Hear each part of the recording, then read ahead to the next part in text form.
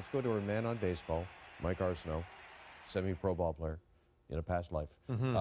You were mentioning this on Twitter, and I think this is such a great point. The Jays were facing a rookie pitcher yesterday, right? Second start ever in his career, first of the postseason, obviously, 24 years old, a soft-tossing lefty, and they couldn't score a run. That's 8 runs in only 5 games. They scored only 3 runs in the 4 losses. That's not going to cut it, because if the Los Angeles Dodgers make it to the World Series, if they can't hit an 85-mile-per-hour rookie, how are they going to do against Clayton Kershaw? Tommy Shadle first started competing in CrossFit in 2014. He originally was a football player, but in 2013 he suffered multiple severe concussions, and he was forbidden by a doctor from competing in contact sports. So he found CrossFit. He was in the age 14-15 division last year. Now he's aged up and is competing with the 16 and 17-year-olds. Not only does it take great athletic ability to compete at the CrossFit Games, it takes a great support system. I spoke to his mother Natalie between events, and for the past 6 weeks she has been driving Tommy 80 miles to CrossFit Mentality to work out with the Panchik brothers, and 80 miles home, so 160 miles round trip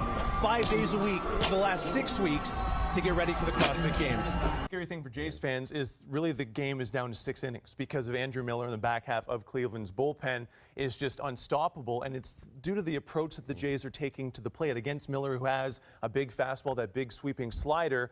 Instead of just trying to make contact, shortening their swing, they're still trying to hit home runs. When yeah, we got to get away from that. That's what I mean. You got to play small ball. Cleveland's doing it. They're stealing bases. They're bunting. They're getting guys over.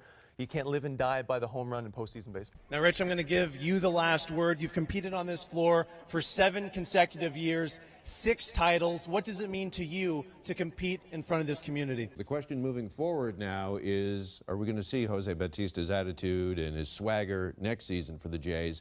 His contract is up. So is Edwin's. Do you think we can afford them both? You're going to make a qualifying offer to both, but in spring training, it was mentioned that Jose was looking for 5 years, $150 million. An injury-plagued, disappointing season. There's no way he's going to get that. I'd offer him 3 years, $15 to $20 million per season. See what he thinks about that. Edwin. Can I write that down? Yes. I'm going to send that to Gibby. Okay, Edwin, I would like to see him come back. I'd rather have Edwin over than Jose. He's a little bit younger and I think more productive going forward. But I think you have to at least try to sign them or the fan base might revolt. Body armor, movements inspired by the Hero Workout Murph, and there's a third military aspect to event number 1, the litter or rescue basket. It's basically a stretcher with raised edges, typically used in confined spaces or over uneven terrain. It actually dates back to the U.S. Civil War when horse-drawn litters were used to take wounded troops from the battlefield. Now, of course, the main concern for teams here in event number 1 will be strategy. Do you put your heaviest members in the litter first, your lightest members, or do you alternate? But one thing's for certain, for the team member in the litter, it will be a welcome respite from a grueling start to the team competition.